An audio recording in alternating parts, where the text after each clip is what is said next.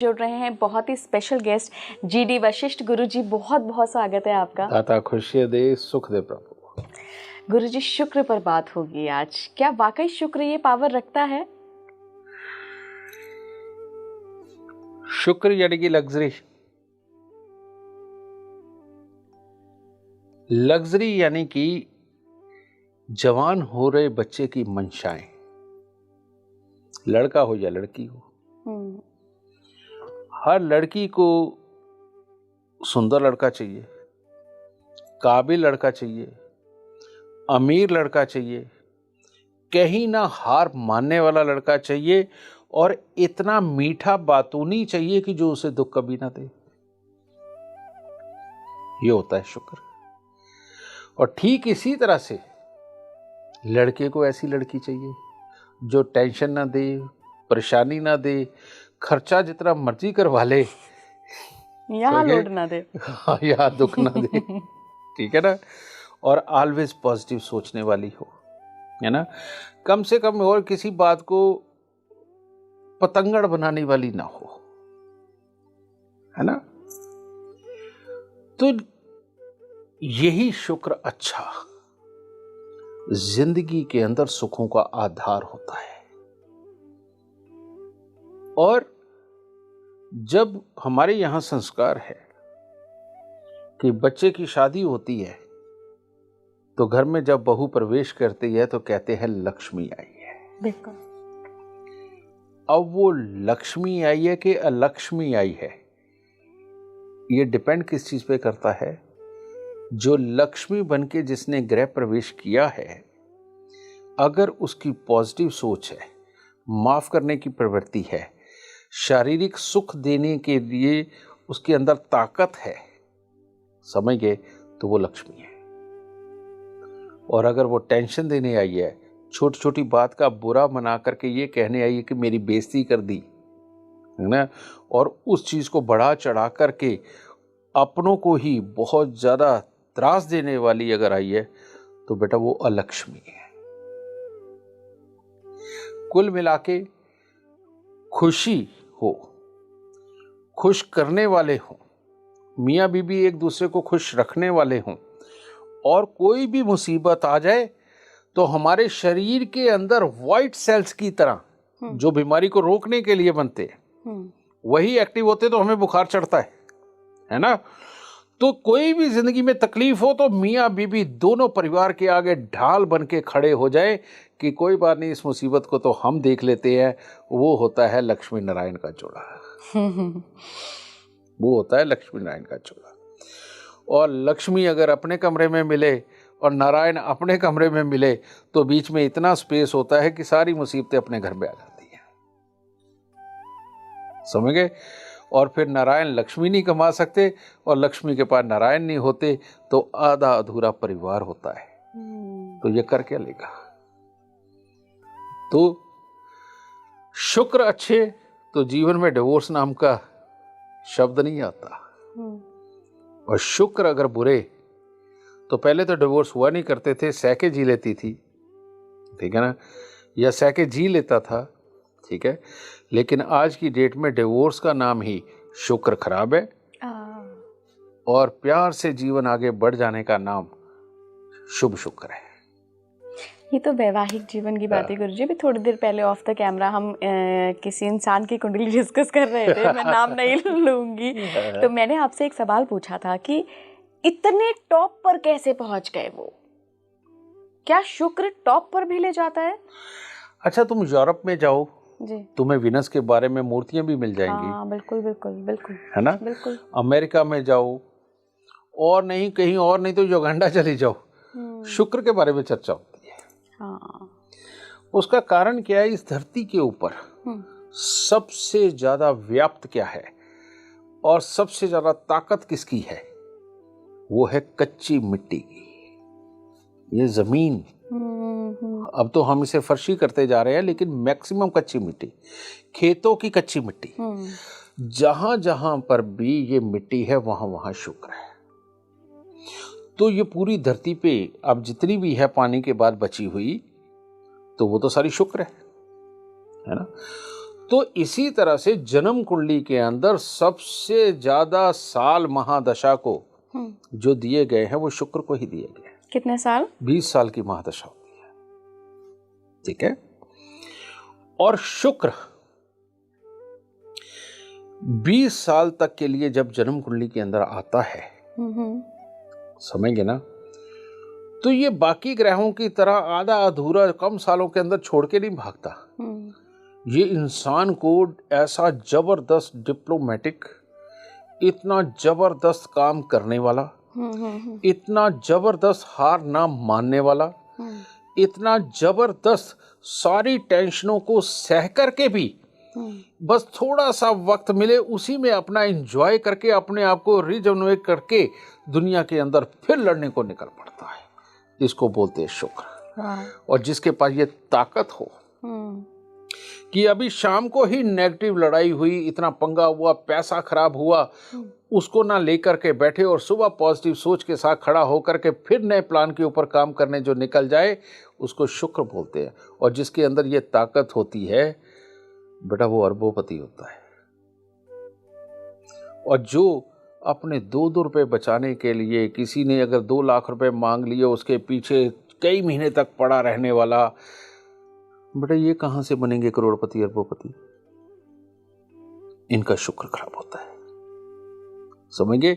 जो अपने 1 लाख 2 लाख के पीछे अपने कई महीने खराब कर लिए जिसने, समझेंगे, उनका शुक्र खराब। और जो गए गए डूबे डूबे, आगे मैंने 10 लाख कैसे कमाने हैं, वो अगले 1 महीने का जो प्लान करे, बेटा वो अमीर होता है। और ऐसी कमाई करने वाले खर्च करना जानते हैं, और जो खर्च करना जानते हैं उन पे दुनिया मोहित होती है।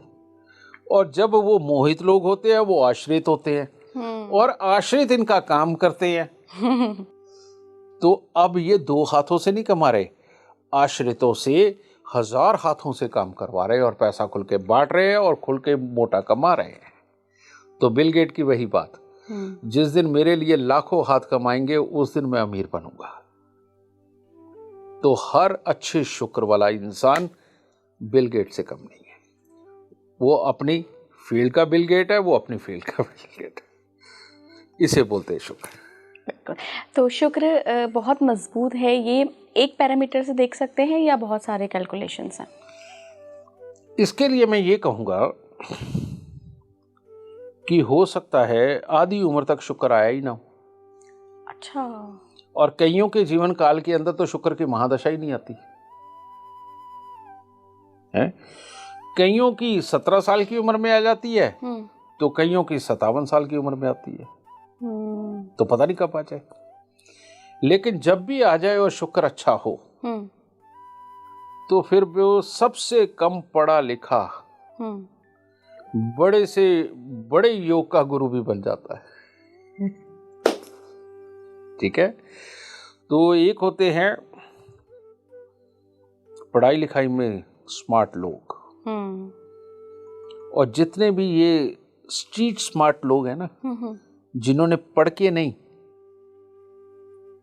अपने प्रैक्टिकल से बड़े हुए हैं, जो पढ़े लिखों को मात दे देते हैं सोच समझ में, इनका शुक्र ही अच्छा होता है। अच्छा। और ये लोग अपनी जिंदगी का हर सुख पाते हैं, चाहे वो विपरीत लिंगी वाला हो, चाहे वो अध्यात्म वाला हो, चाहे पैसा खर्च करने वाला हो, चाहे किसी की मदद करने वाला हो, चाहे किसी के साथ लड़ने वाला हो। गुरुजी, आपने अध्यात्म की बात करी, बाकी फील्ड्स का तो सब जगह जस्टिफाइड है, लेकिन अगर हम ओशो की जिंदगी को देखें तो ओशो बहुत लग्जरी में रहते थे, बड़ी बड़ी गाड़ियों में घूमते थे, पर स्पिरिचुअलिटी तो जनरली विरक्ति देती है, ऐसा कहा जाता है। तो क्या ओशो का भी शुक्र स्ट्रांग था? ओशो का शुक्र ही स्ट्रांग था और नहीं। उनका शुक्र बहुत जबरदस्त था, उनका मंगल बहुत जबरदस्त था, समझे। और ये 2 ग्रह शुक्र और मंगल, लक्ष्मी नारायण, ये जिसके स्ट्रांग होते हैं उसको और ग्रहों की जरूरत भी नहीं होती जीवन जीने के लिए, चलाने के लिए, क्योंकि शुक्र शुक्राचार्य राक्षसों के गुरु, जिनके पास हर कला है, हर कला है। और मंगल हिम्मत, अकेले कला होना कुछ नहीं होता, हिम्मत भी चाहिए। अगर हिम्मत नहीं है तो कला बेकार है, समझिए ना। तो इसीलिए लगन में बैठा हुआ शुक्र जी। कुछ ज्यादा हिम्मत, कुछ ज्यादा ताकत देकर के अगर वो शुभ है तो दुनिया के सारे सुख दे देता है, समझे। तो शिव जी का वो था, इसीलिए वो रूढ़िवादी विचार के खिलाफ थे। बिल्कुल। और वो इस तरह के थे कि वो कहते थे प्रैक्टिकल बातें करो, समझ गए। और वो कहते थे कि आप अगर कुछ भी कर रहे हो, पूजा पाठ अध्यात्म कुछ भी, उसकी साइंस बताओ, उसके पीछे भाव क्या है वो बताओ। आप भाव बताए बिना अंधभक्ति में किसी को लीन कर रहे हो तो ये पाप है। और जो कि है भी, बिल्कुल बिल्कुल, जो कि है भी। समझे? अपना गुलाम बनाना, इससे बड़ा पाप कौन सा है। सामने वाले के विचार इस तरह से पलट देना कि वो अपना जीवन ना जी पाए, इससे बड़ा पाप कौन सा है। और आज तो पूरे धरती पर इस तरह के पाप करने वाले बड़े बड़े गुरु बैठे हैं, समझ गए। लेकिन उनका अपना शुक्र बहुत अच्छा है। हो सकता है गुरुजी। नहीं, ये सच्चाई है, जो मैंने तुम्हें बताया ये 100% सच्चाई है। बिल्कुल बिल्कुल। अच्छा गुरुजी, शुक्र को लेकर एक सवाल है। मान लीजिए कोई लड़का मांगलिक है, प्रबल मांगलिक है, और जो इस लड़की से उसकी शादी हुई है वो मांगलिक तो नहीं है लेकिन प्रबल शुक्र है, तो क्या शादी चलेगी? पहले तो मैं तुम्हें ये बता दूं, मैं ये बात भरी सभाओं में बोल के आया हूं, जहां पर हमारे देश के जाने माने एस्ट्रोलॉजर, जिनका नाम मेरे से भी बहुत बड़ा रहा है, उनके सामने बोल के आया हूं कि मांगलिक होता ही नहीं। ओह, ठीक है। मंगल सिर्फ दो तरह के होते हैं, मंगल शुभ, मंगल अशुभ। चलो ये दो तरह के तो हो गए, ये तो हर ग्रह शुभ और अशुभ होता है। लेकिन मंगल एक तीसरी तरह का होता है जिसे बोलते हैं मंगल बद। बद मंगल वो हनुमान जी नहीं होता, वो यम होता है, समझ गए ना। तो अगर मान लो आज क्रूर रूप हनुमान जी धारण कर ले जी, सबका वध करने लगे, तो वो बद मंगल हो गया। तो वो हनुमान जी के अंदर की बिछड़ी हुई बुराई, आप उसे मंगल बद बोल सकते हो, समझे। कि वो तो प्योर रह गए हनुमान जी, वो जो बदी थी वो कहीं विचर रही थी, वो मंगल बद के रूप में आ गई। इसको ऐसा कहा जा सकता है, ठीक है। लिखा नहीं हुआ कहीं, ये मैं अपनी तरफ से बता रहा हूं, ठीक है। तो मंगल बद का काम होता है हर वक्त माहौल में कमी निकालना, किसी की भी बात को पॉजिटिव ना लेना, और अपने पास जितने यार दोस्त भाई बंद जितना कुछ भी है सब पे शक करना, और ऐसी नेगेटिविटी लेकर के फिरना कि आप धैर्य से कहीं भी काम ना कर पाओ। अब मान लो किसी के पास नौकरी करने लग गए, तो आपके मन में यही विचार चलता रहेगा कि ये मेरे को यूज करके कमा रहा है, ये मेरे को यूज करके कमा रहा है, अपना काम छोड़ दोगे तो मंगल बद वाले के पास कमाई नहीं होती। अगर वो अपना काम कर रहा है, वो ग्राहक को भी टूट टूट के पड़ता है, मंगल बद होता है। और जो इंसान में इतनी अकल ना हो कि जिससे मुझे कमाई आ रही है मैं उसको तोड़ के काट रहा हूं, बेटा वो अपने घर वाली या घर वालों को कैसे सुखी रखेगा। वो उनके लिए भी ऐसा ही होता है। ऐसे इंसान के साथ जिंदगी जीना कितनी दुश्वारियों का काम होता है? आप घर पे रह रहे हो, उसे झेलना मजबूरी बन जाती है, उसके साथ रहने को दिल नहीं करता, चारा नहीं होता, और एक चारा मिला तो उसको छोड़ के आदमी निकल लेता है। इसे बोलते हैं मंगल बद, जो घर में खुशी ना आने दे। तो ये कुंडली में कहीं देखते हैं? ये कुंडली में से ही देखते हैं। और ये मंगल बद वाले जब मंगल बद होकर के जन्म कुंडली में 12वें घर में बैठे, आदमी संभोग की ताकत ही नहीं होती उसमें, या बिस्तर पे जाते ही उसने ऐसी नेगेटिविटी करनी है कि मियां बीवी का संबंध ही नहीं बन पाएगा। पहले घर के अंदर हो, या तो उसकी ऑरा नेगेटिव बहुत ज्यादा होने के कारण जीवन साथी बीमार होकर मर जाएगा, और या उसके दिमाग के द्वारा दिया हुआ त्रास उसके जीवन साथी को मरने के लिए मजबूर कर देगा, जो फांसी लगा लेते हैं। चौथे घर के अंदर मंगल बद हो, आदमी का पूरा परिवार कुनबा सारा दुख पाता है, वो सबके लिए नेगेटिव होता है। माँ, मौसी और मामा खास तौर पे बर्बाद होते हैं। माँ को इतनी तकलीफ नहीं होती जितनी मौसी और मामा बर्बाद होते हैं। जिनके खानदान में भाई बहन में आपस में लड़ाई चलती है, उनके यहाँ जरूर उन भाई बहनों के यहाँ 2-3 बच्चे ऐसे पैदा हुए होते हैं कि जिनका मंगल चौथे घर के अंदर बद होता है। उनके ननिहाल खत्म हो जाती है, बोलचाल खत्म हो जाती है, सब हाल बुरा हो जाता है। मंगल 7वें घर के अंदर जब बद होता है तो वो हो सकता है कि खुद को खत्म कर दे या जीवन साथी को खत्म कर दे। और 8वें घर के अंदर मंगल बद हो, सारी जिंदगी आदमी ढंग से कमा नहीं सकता, चले चलाए काम का नुकसान उजाड़ देता है, घर में मंगल कार्य नहीं होने देता, और हर खुशी के वक्त में लड़ाई पक्की। और अगर कहीं पापी ग्रहों का इनके साथ मिश्रण हो जाए, कैंसर, अल्सर, रीढ़ की हड्डी का टूट जाना, कमर पांव बेकार हो जाना, ये सारी चीज वहां पर भी सब।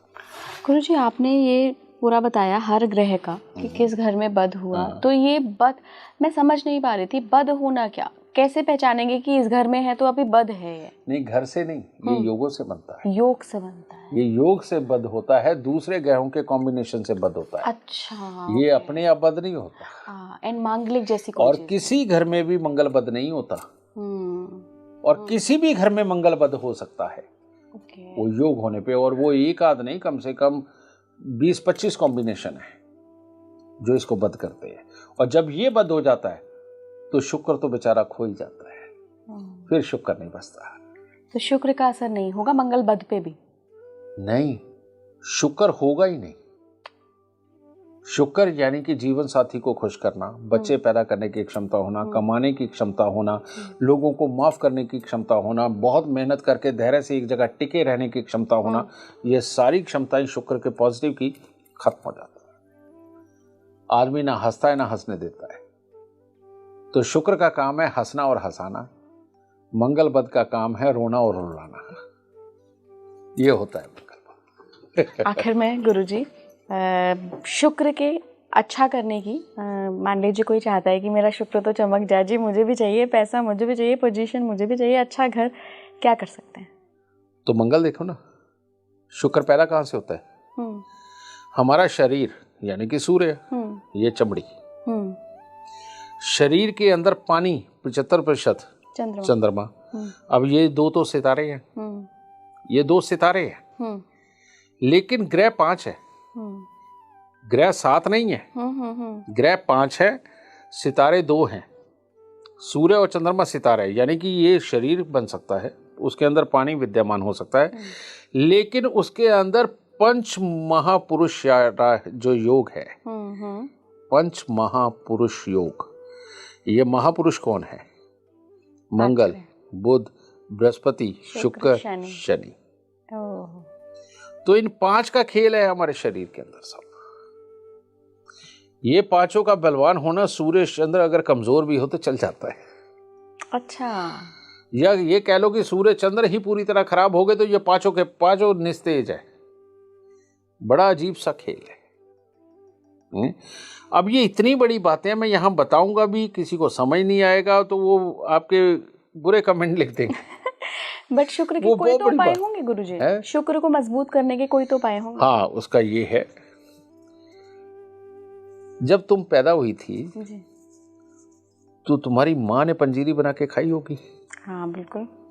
ठीक है, तेरे बच्चा हुआ तूने भी खाई होगी, है ना? मेरी माँ ने भी खाई। और जब ये खाते थे वो खास तौर पे पुत्रों को जरूर खिलाते थे, है ना? ये पंजीरी खाना शुक्र को बलवान कर देता है। आज की डेट में जितने IVF सेंटर खुले हुए हैं, जितनी PCOD की प्रॉब्लम से जूझ रही हैं लड़कियां, गुप्तांग की समस्याओं से जूझ रही हैं, पेट की खराबियों से, मंथली साइकिल से जूझ रही हैं, वो अंदर की ड्राइनेस के कारण इन बच्चियों का सत्यानाश हो रहा है। समझे? जब हमारी दादियाँ नानियाँ ये पंजीरियाँ खाया करती थी, उनका शुक्र इतना प्रबल रहता था कि 15-15 बच्चे कर लेती थी और कोई दिक्कत ही नहीं होती थी। वो शुक्र ही तो बलवान था। और कितना पॉजिटिवली 10 बच्चे अपने, 7 मेरी बहन के और 8 मेरे भाई के, सारे इकट्ठे होते थे, सबके लिए रोटियां पकाती रहती थी, हंसती रहती थी। इतना जबरदस्त धैर्य। और उसके बाद खेतों के काम भी निपटा देती थी और फिर बच्चा पैदा कर देती थी। अब इससे बड़ा धैर्य कौन सा होता है और इससे ज़्यादा समृद्धि वाला योग कहाँ बनता है? तो शुरू कहाँ होता है? ये घी से, ड्राई फ्रूट से, है ना। तो जिसने भी शुक्र प्रबल करना है पहले तो अपने आप को अंदर से मजबूत करे, अपने अंदर ये भरत इतनी डाले, यानी ड्राई फ्रूट्स खा करके, हर अच्छी चीज खा करके, घी तो कभी छोड़े ही ना, चेहरे का ग्लो देखो, हर काम करने की हिम्मत देखो। ये जो भूखे भूखे सुबह नाश्ता भी स्किप कर करके ऑफिस में आके काम करते हैं, तुम क्या सोचती हो ये लाइफ में ज्यादा कामयाब हो जाएंगे? कभी भी नहीं होंगे, क्योंकि चिड़चिड़ा स्वभाव, भूख से भरा स्वभाव उनको सही काम ही नहीं करने देगा, एनर्जी नहीं होगी, तो भजन भी नहीं होते। हाँ, तो बेटा जब से ये मैं समझा हूँ, मेरा हर बच्चा सुबह उठते ही जब उसकी आंख नहीं खुली होती तो उनकी माएँ दूध के गिलास के अंदर 5-7 चम्मच देसी घी के डाल के उनके मुंह को उलगाती है। मेरे घर में कोई भी खाना देसी घी के चमचों के बिना पूरा नहीं है। सेम हमारे यहाँ भी है। मेरे मोटे मोटे बच्चे आज पतले पतले हो चुके हैं देसी घी खा के। और देसी घी खाने से कोई मोटा नहीं होता। नहीं, ये तो मैं भी मानती हूँ। मेरा ही एग्जांपल ले लो, 118 किलो का था, आज 88 किलो का रह गया मैं घी खा के। और जब तक नहीं खा रहा था तब 118 किलो का हो गया था, समझ गए। तो बेटा शुक्र को मजबूत करना, शुक्र को प्रबल करना अपने हाथ में है और इसके पीछे खुराक लगती है। तो खुराक खाओ, शुक्र की तरह बलवान हो जाओ। आदमियों के लिए भी यही है, औरतों के लिए भी शुक्र दोनों में ही है, दोनों में ही है, दोनों में बराबर काम करता है। जिस आदमी का सोचते हुए शरीर के ऊपर कंट्रोल होगा, कब्जा होगा और अंदर कोई बुरी हलचल ना हो, उसकी सोच बहुत गहराई से अपने काम कर लेगी। इधर भूख लगी हो, कमजोरी हो, उसके कारण गैस बन रही हो और उसके कारण कहीं सर दर्द हो रहा हो, आंख काम करने का मन ना हो, अंदर एनर्जी ना हो, ऐसा इंसान कहाँ से पॉजिटिव सोच सोच के, गहराई की सोच सोच के अपने आप को कामयाब कर लेगा? कर ही नहीं सकता। इसीलिए ये जो ब्रेकफास्ट आया ना, इसने सारा सत्यानाश कर दिया। रियलिटी में सुबह के वक्त में जितना आप पूरे दिन में नहीं खाते उतना खाना चाहिए। बिल्कुल। जितना आप पूरे दिन में नहीं खाते उतना आपको सुबह खाना चाहिए। और हमारे यहाँ पर तले हुए का ही क्यों प्रचलन पूरे विश्व में, और तो कहीं नहीं, ये हमारे यहाँ एशिया में ही है, ये तले हुए का प्रचलन क्यों? और स्पेशली वो भी देसी घी। मक्खन तो इतना इतना रख के खाते थे, हमारे श्री कृष्ण जी ने कोई मटकी नहीं छोड़ी। इतना मक्खन खाने का भी नतीजा था कि वो भगवान बने, परमात्मा बने, समझ गए। और अगर आप भी चाहते हो कि आपका बच्चा कम से कम और नासिक परमात्मा जितना ही कोई गुण लेकर के अपने एरिया के अंदर किसी के लिए भगवान बन जाए, तो बेटा उसको भर भर के खिलाइए ना। कैलोरी मत नापिए, ठीक है, उसको भर भर के खिलाइए। शुक्र प्रबल होगा, शुक्र प्रबल होगा, आपका बच्चा कामयाब होगा, आपका बच्चा अपनी सोच और मेहनत से कामयाब होगा तो सबके काम आएगा, वो उसका अपने लिए तो काम का है। आखिर में गुरुजी, अगर मैं ये स्टेटमेंट कहूँ कि कितना सही है तो आप क्या कहेंगे? शुक्र एकमात्र ऐसा ग्रह है जो कि अगर अच्छा बैठा है, कॉम्बिनेशंस अच्छे हैं, तो आपको रंग से राजा बना सकता है। ये कितना सही है? ये 100% सही है। मैं 1% भी इधर उधर नहीं छोड़ूंगा। तो शुक्र का देख खराब हो जाना जन्म कुंडली में पैदा होते वक्त, वो तो बीमारी है। अच्छा। और उस बीमारी के अंदर फर्क डाला जा सकता है ना, लेकिन उसको बहुत बड़ा प्रबल नहीं किया जा सकता। अच्छा। ठीक है, लेकिन शुक्र अच्छा बैठा हो, ना खा के उसको बीमारी बना लो, बेटा ये तो अपनी गलती है ना। तो शुक्र का सबसे बड़ा इलाज जी, पतीसा जरूर खाओ। पतीसा, है ना, बेसन की बर्फी खाओ, देसी घी खाओ, ड्राई फ्रूट वाले ये पंजीरियां बना के ये जरूर खाओ, हर सर्दियों में खाओ। अगर शुगर है तो 1 लड्डू खाओ, शुगर नहीं है तो 4 लड्डू खाओ। बिल्कुल पर खाओ जरूर, बिल्कुल गुरुजी। ठीक है ना। तो शुक्र जब तक जियोगे तब तक प्रबल रहेगा। इसीलिए वो पुरानी कहावत कि मर्द कभी बूढ़ा नहीं होता अगर खुराक मिलती रहे, इसी तरह से औरत भी कभी बूढ़ी नहीं होती अगर खुराक मिलती रहे, ठीक है। तो शुक्र बहुत काम की चीज है, हमेशा संभाल के रखना चाहिए। बिल्कुल बिल्कुल, आप भी अपने शुक्र को डेफिनेटली